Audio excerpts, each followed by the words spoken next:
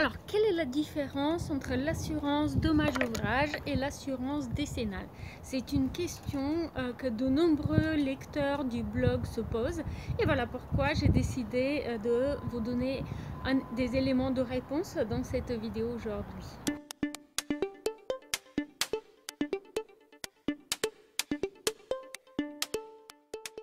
Bonjour, comment allez-vous? Alors, quelle est la différence entre l'assurance décennale des entreprises de bâtiment et l'assurance dommage-ouvrage proposée aux particuliers? J'aimerais essayer de répondre au mieux que je peux dans cette vidéo. Donc, dans un premier temps, la différence principale, c'est qu'il s'agit donc d'une assurance qui, pour la décennale, va s'adresser aux entreprises de bâtiment qui vont réaliser des travaux et dans un deuxième temps, le dommage-ouvrage, elle va s'adresser aux particuliers. Donc déjà, c'est pas la même personne qui est assurée dans les deux cas. Dans un deuxième temps, il s'agit de deux types d'assurance du domaine de bâtiment complémentaires.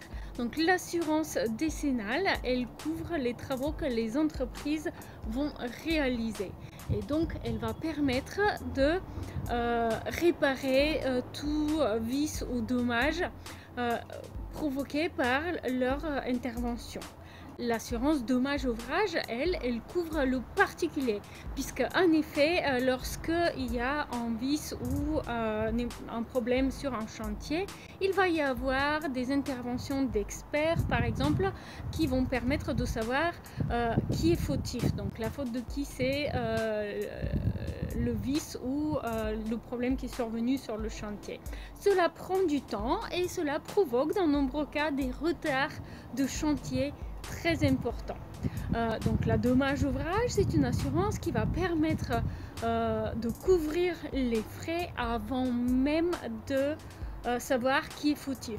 Donc la dommage-ouvrage, elle va permettre au client, donc au maître d'ouvrage, de continuer l'avancement du chantier alors que la décennale, elle, de son côté, est en train de travailler pour savoir qui est fautif et qui doit, l'assurance de quel professionnel doit couvrir en quelle partie les dégâts, puisque dans de nombreux cas, ça sera partagé parmi différents professionnels qui interviennent sur le chantier, par exemple l'architecte et une entreprise, ou alors l'architecte et plusieurs entreprises, ou alors un bureau d'études et des entreprises.